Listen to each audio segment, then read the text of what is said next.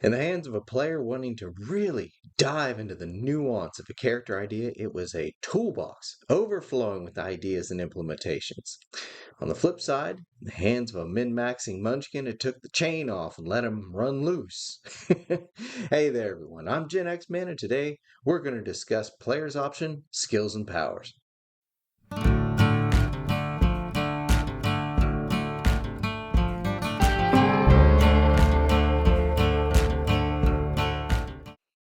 Hey there, thank you all for tuning in and give me a moment of your time. It's Tuesday. It's Tabletop Tuesday, and you all know what that means. Roll for initiative. That's exactly what we're doing today, diving right back into the OG TTRPG of my time, AD&D 2nd Edition.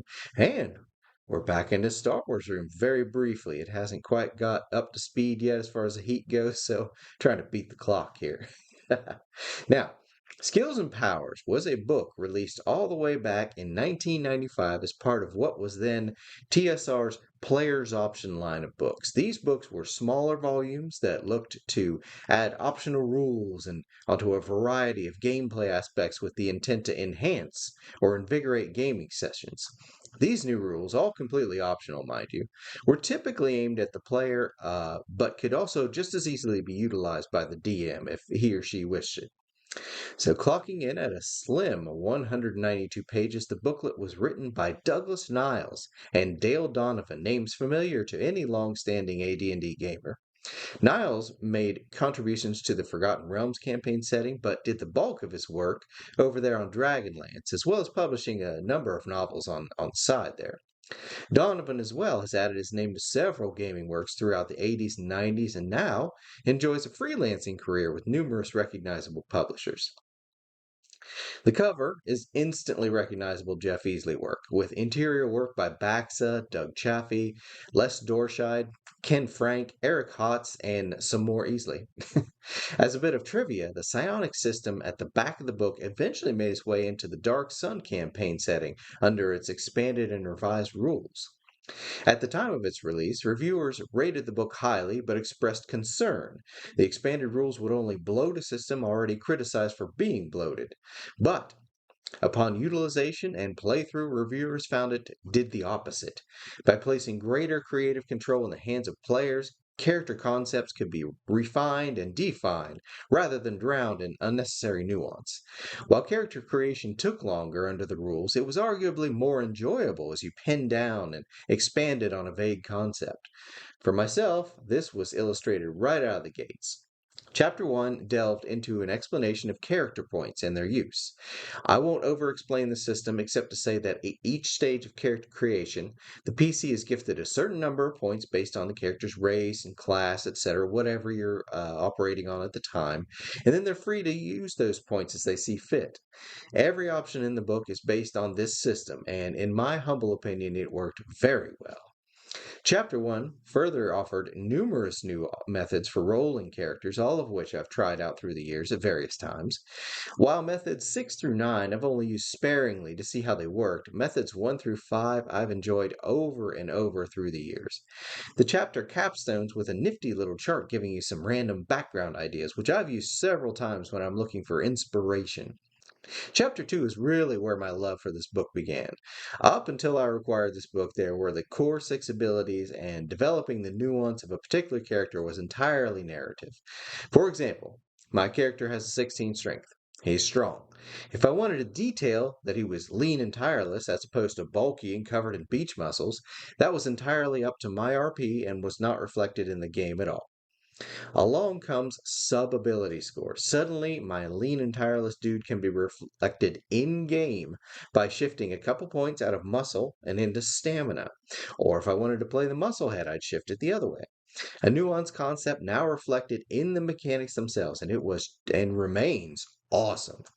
The addition of sub-ability scores further added an option for skill checks. Here at the house, we have the house rule of rolling beneath your appropriate stat for certain checks. And now, we could have beach muscles over there hefting the rock over his head and showing off for a bit while lean and mean carries it across the field for half an hour. Chapter 3 brought even more nuance with customizable racial abilities. You want your dwarf to be heftier, frontline kind of defender character instead of a miner? Well, grab the extra hit points instead of the usual rock identification stuff. And this is where the character points come in. Want to play a Sylvan Elf that's more into magic than nature? Can do. Just tailor your racials to suit your concept, with the DM's permission, of course. Further, this chapter added several new races I had not found previously, along with their own racial ability options. I could finally play my fearless little kobold warrior I've been dreaming of. Okay, so it's not for everyone, but for those of us wanting to color outside the lines, it was awesome. So, Chapter 4 gives classes the same treatment as races, allowing you to fully customize your chosen class from a list of familiar and appropriate abilities.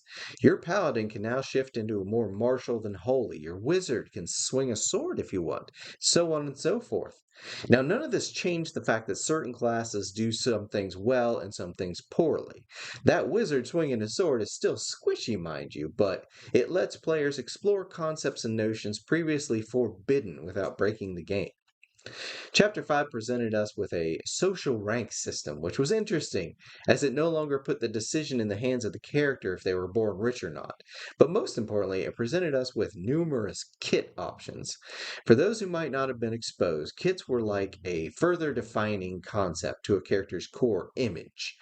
For example, sure, you're a fighter and you decided to use your fists instead of weapons. Well, here's the Pugilist kit to provide you with some suggested proficiencies and such, along with the very important ability negating attacks of opportunity against you for fighting unarmed, at the expense of a charisma point in certain social circles. Oh, boo hoo! I'm not going to be invited to your foppish ball. How tragic. Other kits, such as Merchant and Peasant Hero and so on, add their own suggestions and their options and the drawbacks, again, driving home that wonderful nuance to a character concept that can fuel some really quality RP. And all of these are, there's several of the kits are dependent on the aforementioned, social rank that you were born into. That was a neat little nuance it added. Moving on to Chapter 6 presented a refined non-weapon proficiency that to this day I swear by. Unless I'm using our hybrid system, this is the other system I use, period.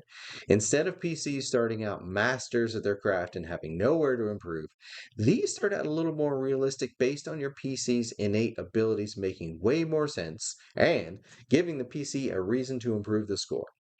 Chapter 7 greatly expanded the notions of weapon proficiency into areas of familiarity based on your class. So, a cleric with a certain level of familiarity is going to be a different beast than a fighter.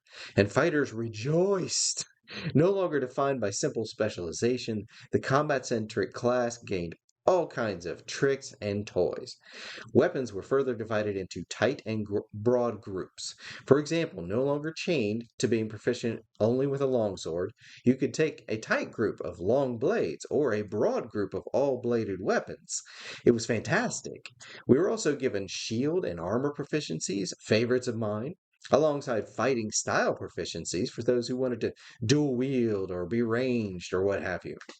You got unarmed proficiency for the above referenced pugilist. You got weapon masteries, expanding on someone who's truly badass at their chosen weapon. And even the monsters got some proficiency love. Like I mentioned at the beginning, this book was not strictly for players, even if it mostly was. Finally, we got some expanded encumbrance rules. We got some lists of appropriate weapons for a particular time period, and we got a massive list of weapons and gear, which was awesome. And Chapter 8 offered a few new schools of specialization for mages, which were really intriguing. Things like a shadow mage, you had a geomancer, you had a song wizard, a bunch of other stuff. Just really neat stuff. Now, these were mainly just, compiling spell lists as a suggestion for direction and maybe some bonuses and penalties over here and there. But even in doing just that, it started sparking ideas for other specializations by tailoring lists to a certain concept. It set a precedent, as I like to say. Finally, Chapter 9 delved pretty deep into psionics. As mentioned earlier, they adopted this system here for use in Dark Sun, so it seemed to set a standard. I myself never utilized psionics, so I'll leave it to others to discover and enjoy. At that time, I just found the idea of Psylocke and Professor X in my D&D campaign jarring.